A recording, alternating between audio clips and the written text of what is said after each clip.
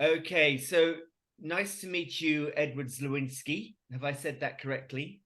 Yes, you did. Nice to meet you Good. too, Alex. Yes, you are the Senior R&D Manager at EFOST, which is the European Federation of Food Science Technology.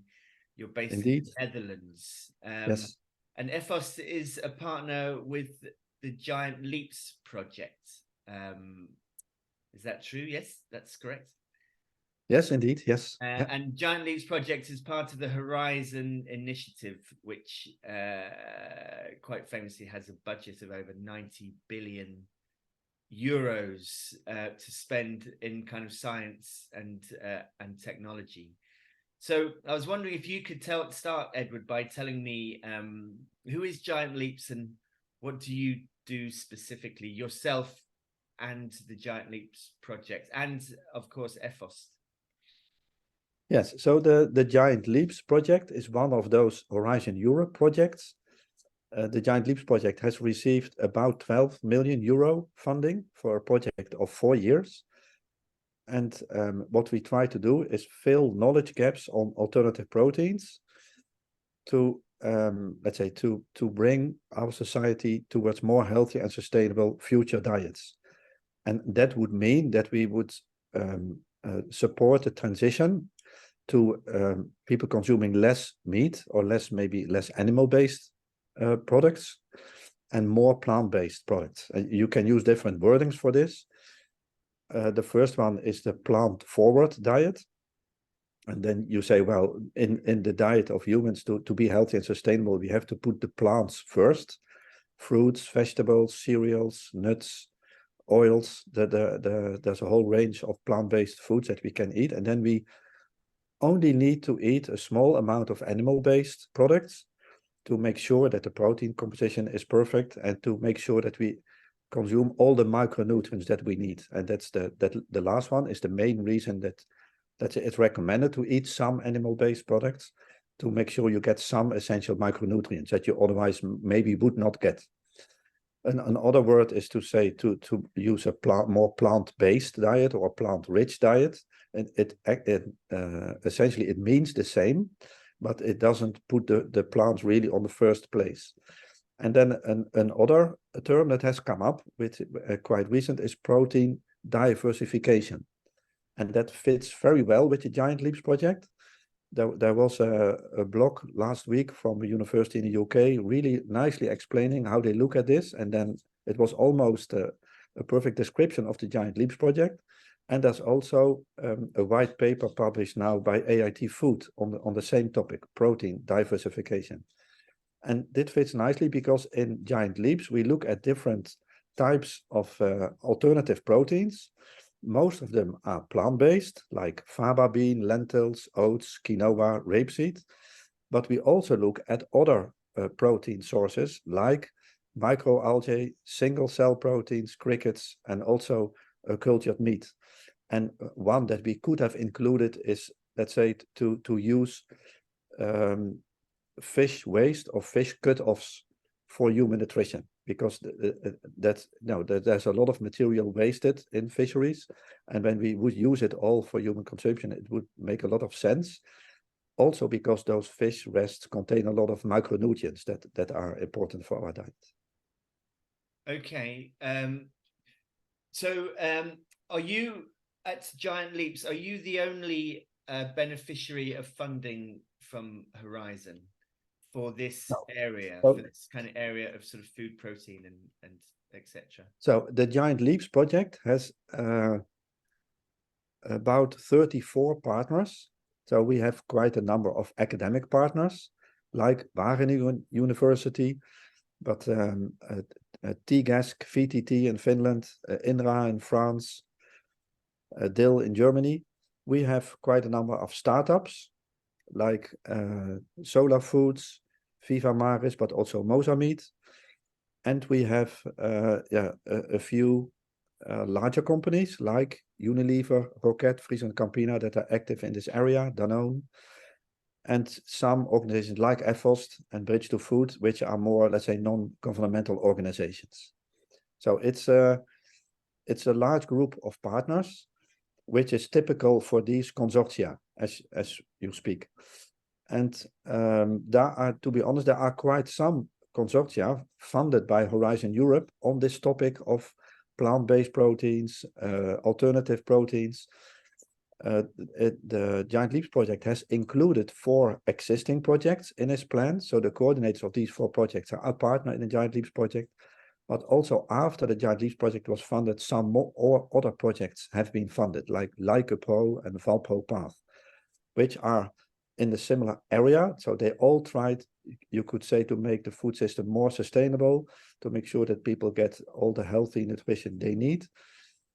But and then to, let's say, to promote the consumption of more alternative or plant-based proteins. Okay. So these other companies that you mentioned, do they get funding from you, or do they get funding from Horizon? Yeah, so they get funding from Horizon. So what typically happens is that you start to make a plan together, and you always start with a few partners, and then you start to draft your plan. You start to discuss who to involve more. But in this sector, it's really important to involve a large number of companies, because many are really active in this area. And we wanted to include, let's say, a typical example for each category. And that is why, for instance, Roquette is involved, because they are strong in developing plant-based proteins like faba bean and pea protein. And also Mosa meat, because they, you could say, are the number 1 in cellular meat. Certainly in Europe they are, aren't they? Yeah. And of course they're based in the Netherlands as well, so they are a local company. Yeah. Yeah. So how is Giant Leaps hoping to help in the transition from animal-based to alternative dietary proteins? Yeah, so as I said, what we try to do is to look at all aspects that are critical for, let's say, for the promotion of alternative proteins. So we look at the environmental gaps, like what is the impact on greenhouse gas emissions, on biodiversity and land and water use. We try to look at health gaps, digestibility of foods, proteins, the availability and the bioavailability of micronutrients.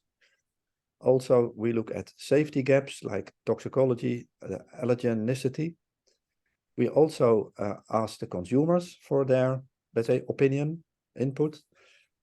And we also look at, you could more say, technological gaps. So we have one work package that is led by VTT in Finland, which looks at the different sources of protein that are available and on the effect of processing on these ingredients. And processing can lead to a better digestibility or better bioavailability of micronutrients, but it can also lead to a reduction of an off flavor of a certain compound, like a beanie off flavor. So, and then we will bring all these data together, and based on all these data, there will be recommendations for a healthy and sustainable diet. And then those recommendations can be really science-based. Okay. And then, of course, we all promote what we are doing. We will promote our results. Scientific papers will be written.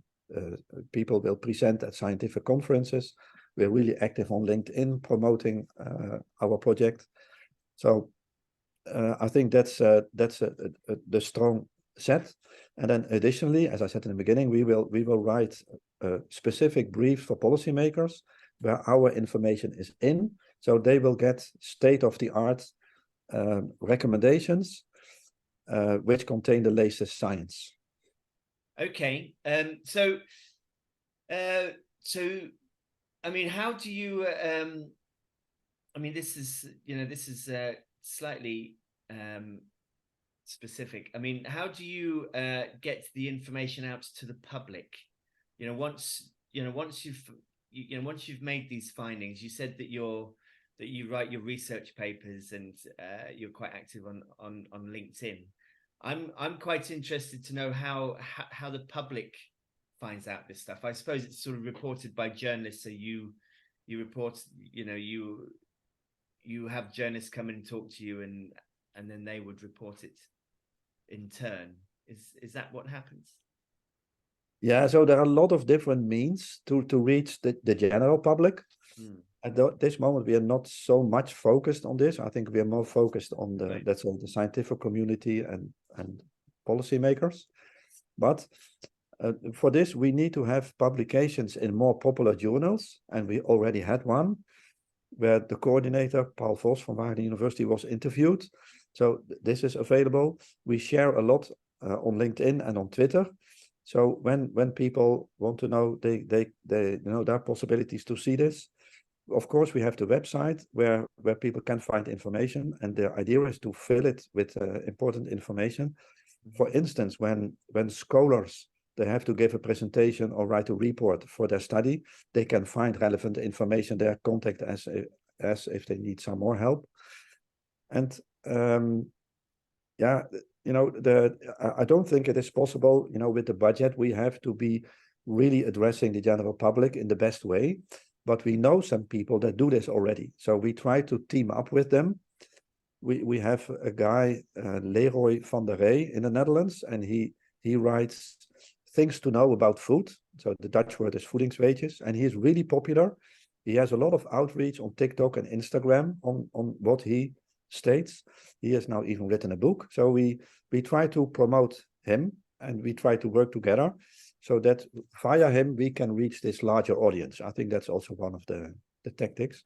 Okay. And Wageningen University has quite good access to radio and television. So I'm sure that findings of the Giant Leaps project with time, because we are now only running for 1 year, will be can be seen on television in some specific programs, or there will be radio topics about it.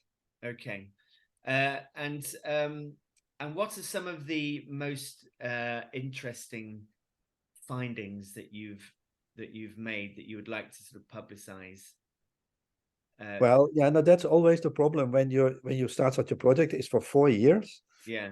After 1 year, and there's not that much that has what is the result of such a project. Yeah. But you would like to be communicating. But there are some deliverables ready, as we call them. So some reports. And one is about what the consumers in Europe are currently consuming. And there are some really nice results that have come out, and that, in fact, that I have presented some of those results last week at a conference in Brussels. And there was a really nice, interested audience. For instance, let's say there was a split in 4 regions in Europe: East, West, South, and North. And then it was looked what males and females would consume, let's say, on a weekly basis or daily basis, from different categories. And one interesting thing is that you could see that in most cases, females were consuming more fruit and vegetables than men. Men were consuming more meat than women. But also the category of meat and dairy imitates, as they were called in this region, are also becoming visible. So the category is becoming large enough to be visible in those graphs, which is a good sign. They're not as big as meat and dairy itself, but they are popping up. So people are eating more alternative proteins, you mean? Well, you could say you have those dairy alternatives, like the plant-based milks. Yes. And you have the meat alternatives. Yeah. But they put this together in one category, and this category is becoming visible in those graphs. So the economic size is becoming large enough to be taken into account. Then there are 2 other aspects that are really relevant. One, because when we are talking about the protein transition, we want the whole, let's say, society to have a more healthy and sustainable diet. So you could say that there could come a recommendation that on average people would eat that take their proteins 20% from animals, for instance. And then how to achieve this. But it was found that between 9 and 80% of the population, and that depends on the region, was not able to consume enough protein. On average, let's say people eat far too much protein. So we don't have as a society, we don't have an issue. So the recommended amount is about 0.7 gram per kilogram body weight. but people are eating, let's say, 170% of this. So everybody could eat less protein. But still, within society, there's a group that doesn't get enough protein. So apparently, they don't have the financial means to have a healthy diet. And that has impact on our communication, because when we want to communicate that people should have a more healthy and sustainable diet, we cannot tell those people to eat, for instance, less animal-based products, because then they will consume even less protein. So we have to choose our battles. And then I show the graph on the opposite of this. There's a new paper out from the US that shows that 12% of the population in the US consumes half of all beef. So that means we should address those people, because when they eat half of what they currently consume, it will have a big impact on what overall people are consuming. Yes, I mean, it's a very interesting idea to think about advising those people to eat less proteins, because I suspect they're not going to listen. No, yeah, it can happen slowly, and the discussion can be about different times of the day, because why should we eat on five occasions on a day meat or dairy or animal-based products? We can choose our occasions. And for a little snack, well, I think the recommendation would be to take nuts, because they can be rich in some micronutrients, and there are some positive effects on your health coming with these nuts. So we have to be clever. It's a very interesting idea and subject, because because human nature surely is to consume sort of within your means. And so if you have the means to eat more, then you will eat more. If you have the means to drive 2 cars instead of 1, you have 2 cars. If you have the means to have 10 cars, quite often you have 10 cars. Human nature, unfortunately, is quite greedy. So it's going to be hard to persuade people who can afford to eat more than they need to start eating less than they need. And I wonder how people will do that. Yeah, but the situation is more complex than this. Yes. Because let's say the recommendation to move to a plant-forward diet and to lower the consumption of animal-based foods is based on the current production system. Because we know that to produce red meat or to produce dairy involves to have cows, for instance. It involves that we grow feed that we give to them, and that is very inefficient, and it contributes to the greenhouse gas emissions. And even it contributes to climate change via deforestation, which in some cases is mainly driven by the need for land to grow feed for cows. So, but with let's say, the upcoming new technologies of the production of cellular meat and seafood and precision fermentation, we have now the possibility to still produce those foods without the impact on Earth. Yeah. With much lower land use, with much lower water use. Hopefully, when they are driven by sustainable energy, then we don't use a lot of fossil fuel. So, and then there are really positive side effects on lower use of antibiotics, lower use on chemical agents. There will be more room to make land available for, let's say, for nature, to protect biodiversity. So when you look at the let's say, the strategy behind, so what is our ultimate goal? And the ultimate goal is net zero and the protection of biodiversity.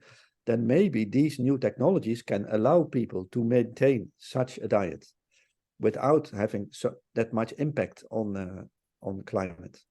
Well, that's certainly the goal, isn't it? Yes. I mean, I understand that kind of technology will hopefully kind of take over from trying to persuade, trying to change human behavior is going to be a very uphill struggle. So I suspect kind of technology will get there before people get there. So yes.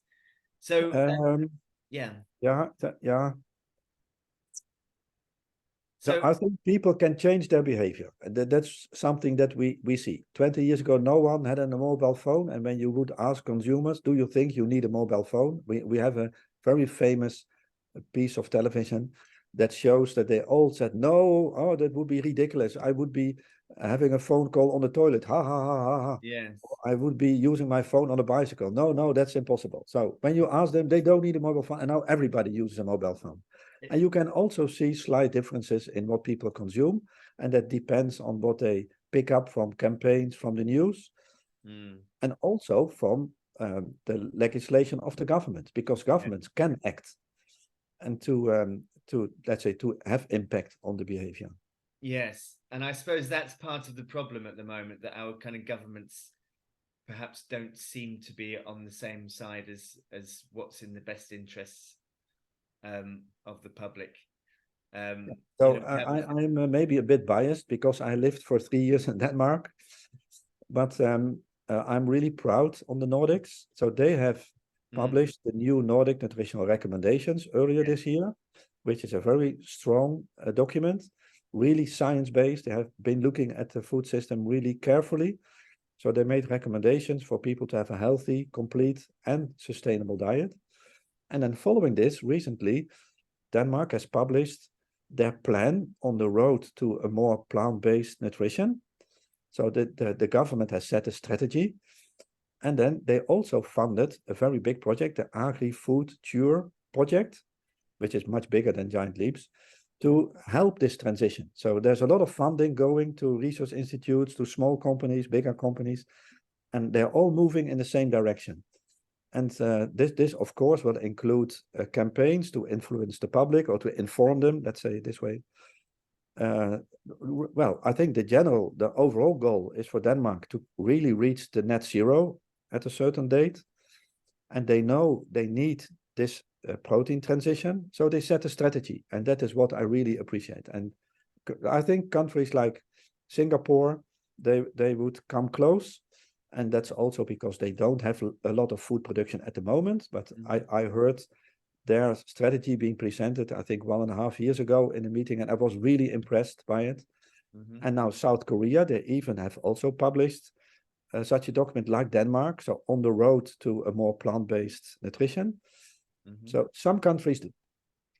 Well, let's hope that the other countries can learn from them and follow suit, and rather than going down the route that they are going down at the moment, where they are pleasing as many people as possible, but not helping anybody, perhaps. So, yeah. Yeah, there are examples of, let's say, situations where maybe countries say we want to protect our small producers, the small producers of cheese or that have cattle. And I would say that may seem a good thing, and there are a lot of aspects to this. Also, let's say the livelihood in those remote villages and smaller cities, because they need people to live there, to have their living there. But yeah, you can also draw a parallel with the coal mines that we had in the Netherlands, and they were closed because we didn't want this to continue anymore. So the basic question then becomes, how can we make this transition? And how can we make these small producers to be part of this? And that is a very important question that has recently been addressed. And the idea is, for instance, with production of cellular meat or with precision fermentation, will this be done in large production factories and be ruled by larger companies? Or will there be possibilities to have smaller production units? So you have more local production. And then a farmer can stay where she is. But then instead of having 200 cows, he can have a hall with some tanks and produce meat or dairy anyway. Yes. So I think that is the thing I have in mind. And there was very interesting research done by someone in Finland, and he interviewed farmers about well, have you heard about this new development, and would you like to be part of it? Would you switch to this type of production? Of course, it needs some changes. People have to work much more hygienic to prevent, let's say, contaminations of from their productions. But this is something that we already should be thinking of now, and even government should think of this, because there will be patents generated and things only maybe for specific companies, and maybe they should help to steer this development into a direction where those small producers can still be part of it, so that it's not so threatening to them, because that is behind what I see happening in some countries. Yes. Yes, I think it's true. Rather than kind of telling people that they're going to need to stop doing something, we need to help inform them of how they can benefit from it. So you know, provide solutions. And it's one of I don't know whether you know Ira Van something, and she has run Respect Farms. Yes, that's what I meant. Yes. Yes. Okay. Yes. Yeah. Yeah, so I've spoken to her, and she was telling me of the idea of having 12 cows, which you would take sort of cell samples from every now and again and grow your own meat. So you wouldn't have thousands of cows which you slaughter. You just have a few that you kind of take samples from. So it's not the idea of kind of getting rid of animals altogether. It's just kind of having a few, and because I think people are afraid of the idea of not having animals in the fields anymore, because they think, you know, when they think of farming, they think of the kind of idyllic farms of the past, where you would have cows in the fields, not the huge factories which produce most of our food, but the smaller farms which they're afraid of losing. So if you sell a lovely looking farm with happy animals, you know, farmers and people will get behind that, I think. So I thought her idea was great, you know, when I spoke to her. Yeah, so the point is that you have a lot of different initiatives going on, and all kinds of different solutions. I think especially in Sweden they are strong, but you have some other examples where there's a maximum number of cows per surface area. So then you can limit the impact on the environment. So in the Netherlands we suffer really from a nitrogen issue. So this is one of the potential solutions.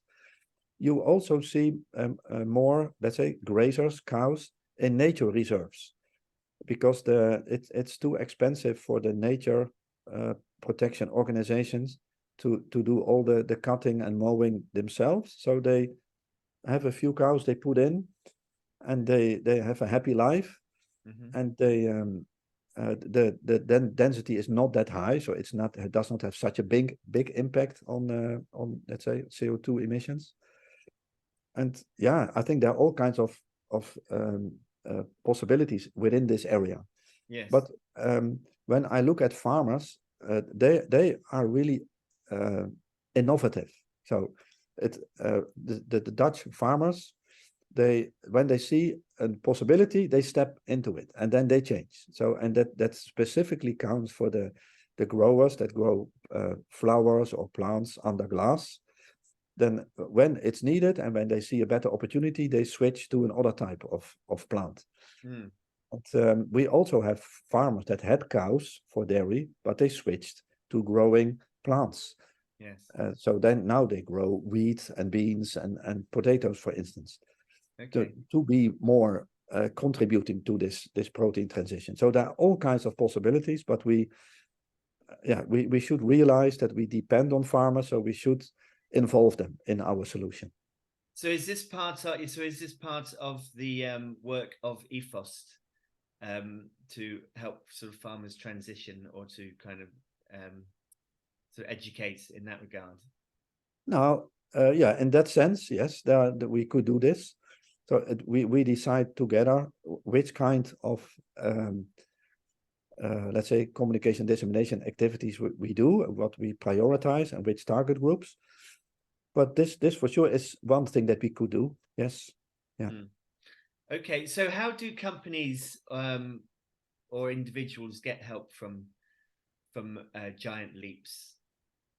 Yeah, so in Giant Leaps, the companies are involved, you could say, on a bit lower level. So they supply ingredients that we will use in our program, use for testing, use for all kinds of analysis. So they will get a lot of data about their ingredients.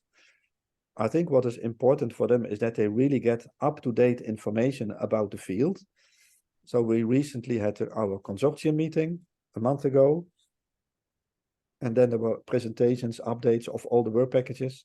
They also heard the presentation I was just referring to.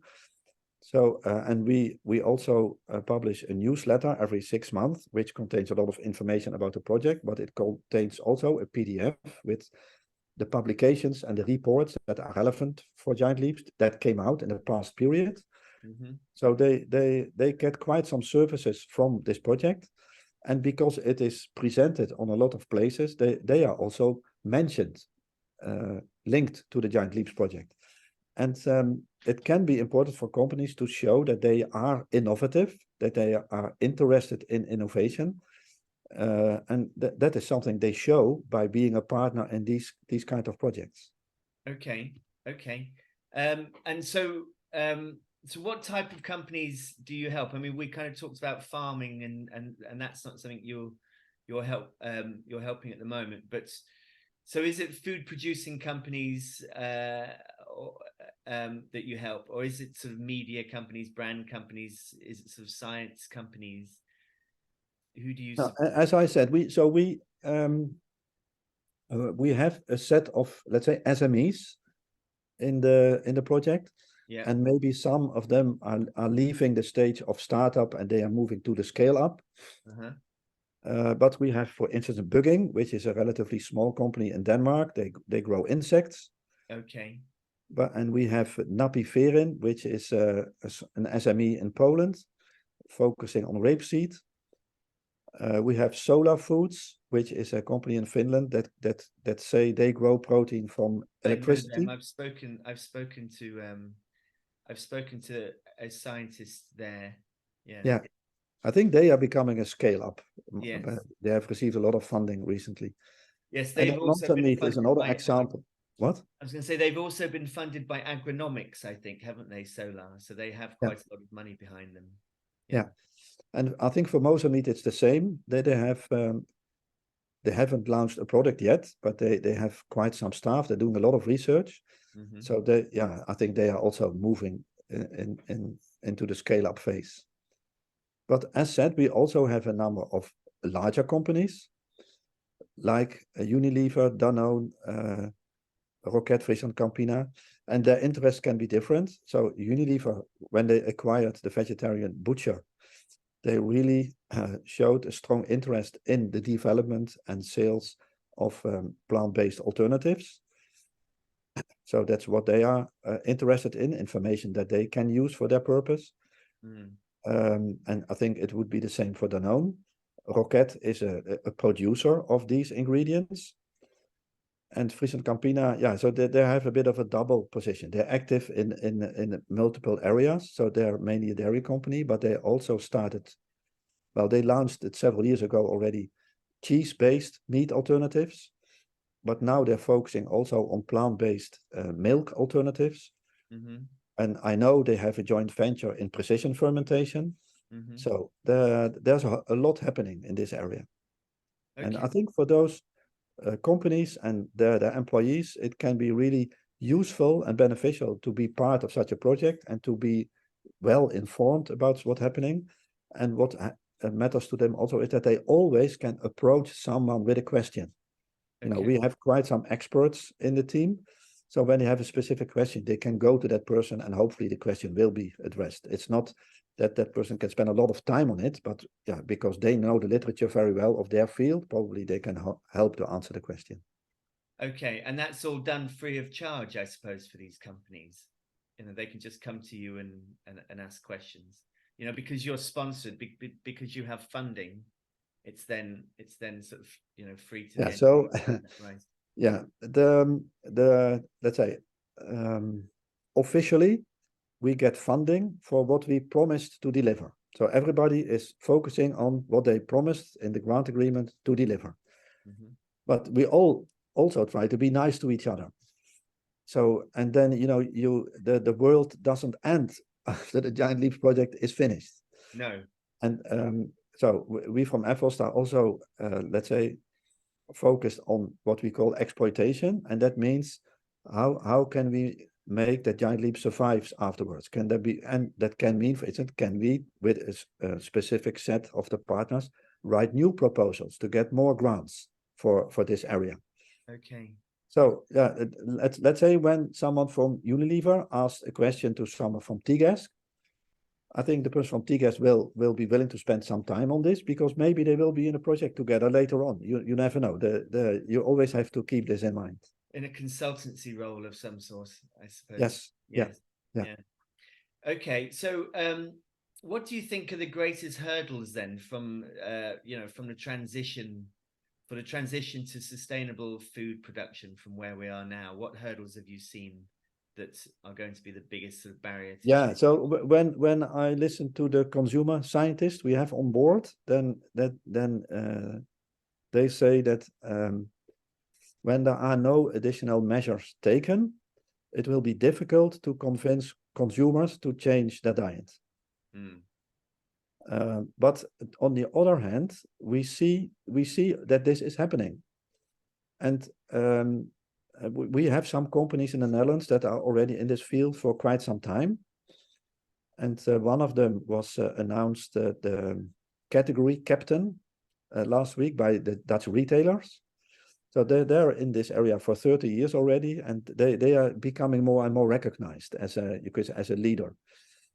There are some companies that decided maybe 20 years ago to move from meat products to plant-based alternatives. So they made that early decision. And you could say the example of the vegetarian butcher being taken over by Unilever is an example of this. So let's say the change is already happening. So, and maybe it are consumers that are interested in this, or that are more concerned about climate change that do this, or that are more concerned about their health. That's a more important driver even. But it would be great when the government would support this. And then we talk about the food environment. The government has impact on this, and they could support the transition. You could say by preventing some communication. There is now a city in the Netherlands that has said we don't allow any advertisements anymore for meat and dairy on the billboards we have in our city. So that's a start. Mm-hmm. But when the government wants to go into a certain direction, they could take these measures also. And there was an analysis on the advertisements that reach people about food. And then the main part of it are not about healthy products or about the protein transition. They're about other stuff. So I think there's things to be done. And then in the Netherlands, we talk about maybe a tax on red meat, or maybe no tax on fresh fruit and vegetables. But things didn't happen. It can still happen in the future. So that could help. And then there's an aspect in here that is really important. That is the true cost. But because what happens now is that you could say in production of meat or dairy, there's a part that is unsustainable. But to solve it, the bill goes to the society.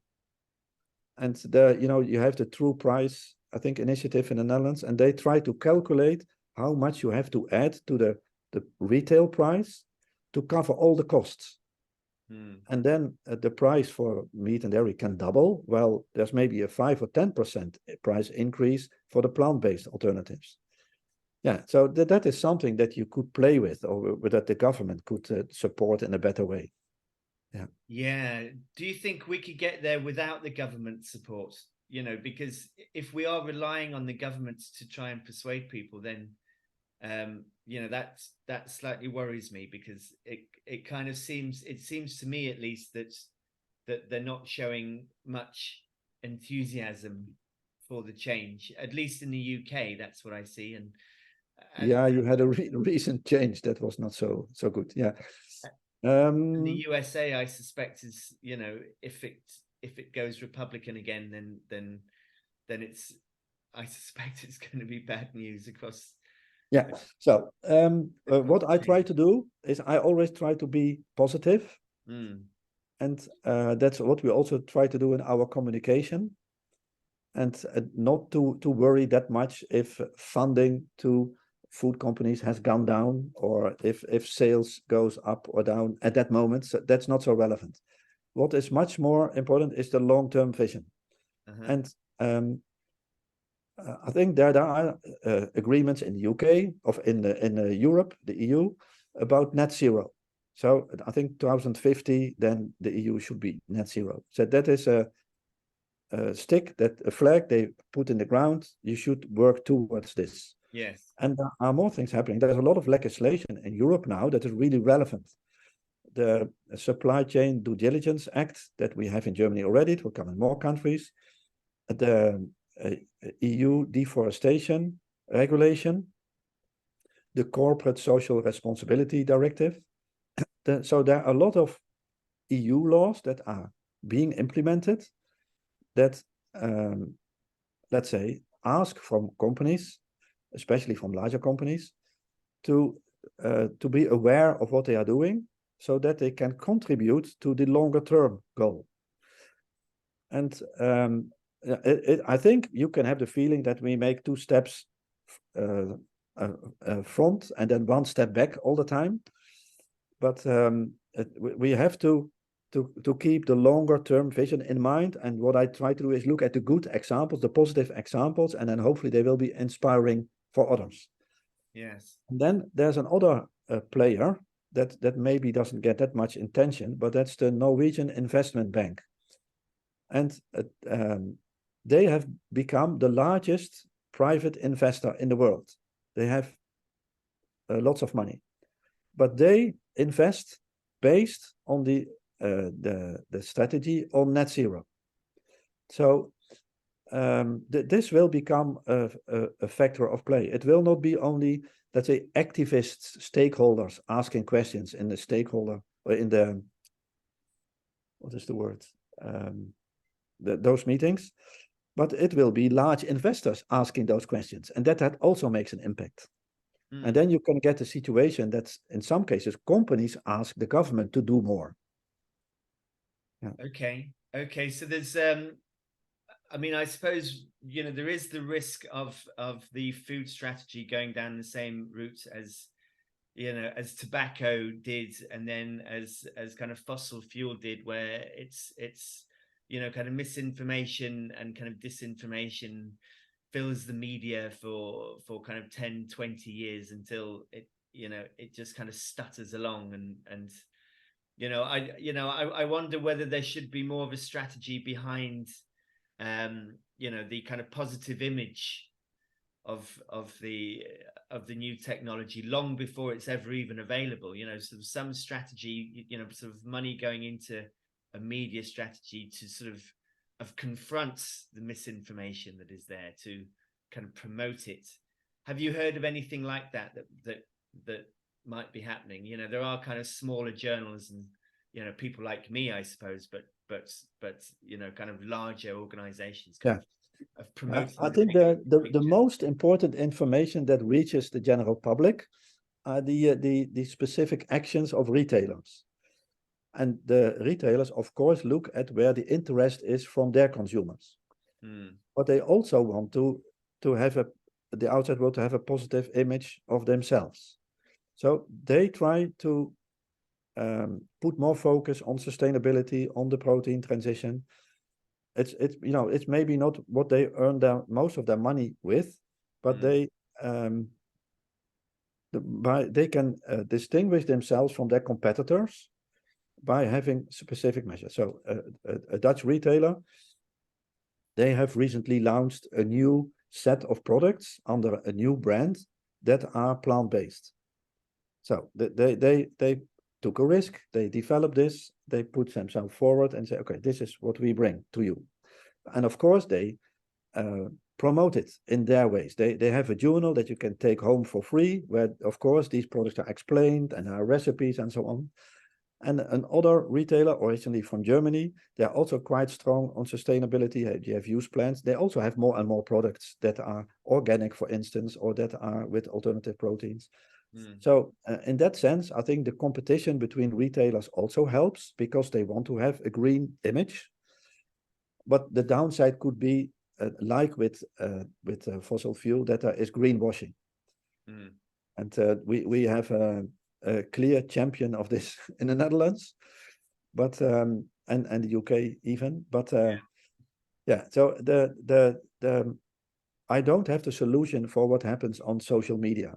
No. That people are discussing a lot. So what we do, that's deliberate choice, is we bring the facts and we try to stay positive. Yes. Okay. And that's I think that is then you have the most outreach. Okay. All right. Well, as a final question, Edward, it's been lovely talking to you. I mean, it sounds like you are very excited about the future of alternative proteins. Is that right? Yes, I am. Yeah. Yes. Yeah. So in the past, they have already been proven to be good solutions. I like to use the example of the three sisters in Latin America. I don't know if you're aware of this one. No. But they grow corn, and the corn grows up, and then they sow the beans, and the beans use the corn to grow, and they on the soil they put pumpkins, so that the soil is covered and you don't get weeds. Okay. But at a certain moment, they did an invention, because you cannot eat the corn as such when it's dried; it's too hard. So you have to take the shell off. But they found that when they would put the corn with ash from the fire, and it can be that it contains potassium, but it can also contain calcium, with water, so that the corn would soak, then the peel would go off very easily, and then they could mill the corn and prepare food. But when they treat the corn this way, the niacin becomes available for us in digestion, and the niacin helps to improve the digestibility of the proteins in the beans. So Okay. it's a perfect combination. So by this one invention, and it's spread all over Latin America, Middle America, and a part of North America, they were able to feed the population better and thus to flourish. So we have seen examples of this in the past. And I used in the beginning the wording protein diversification, but what we really need is to have a total diversification of our food, our diet, because now what we eat is too limited to a few species. Yes. And I think when you would follow a more plant-based diet or plant-forward diet, there are a lot of different nuts you can eat, a lot of different fruits you can eat, a lot of different vegetables. So we will have a much more varied diet, which is also beneficial for our health, I assume. It's also much better for our soil as well, to sort of get away from the kind of monocrop culture that we have now, and to kind of, diversify. Yes, it can be that different combinations help each other to prevent diseases, but what for the soil is really important that we move back to organic fertilizers to increase the organic matter in the soil, so that there will be more life, and then it will be healthier also for the plants and more drought resistant. Yes. So, and one last question. I know I said that the last question was the last question, but I've got another one.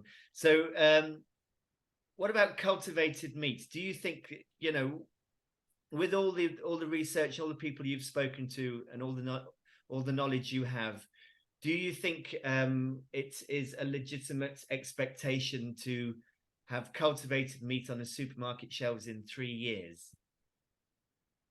Yes, the developments are moving really fast. It is already available in Singapore. There are types of meat that are quite unrecognizable as meat, like minced meat or chicken fillets, and those could be the first products that will be included. You could say it depends on regulatory approval, but this has already happened in Singapore. It has already happened in the US. So and at a certain moment, the EFSA would be in a very difficult situation to be really critical about this. They have to be really critical in a risk assessment. But when it's approved in a number of other countries, then they have a hard case of not approving it in Europe. Yeah. I know that there was a conference, I think last year or beginning of this year about this topic. The data is in a report. There are conversations between EFSA and the companies.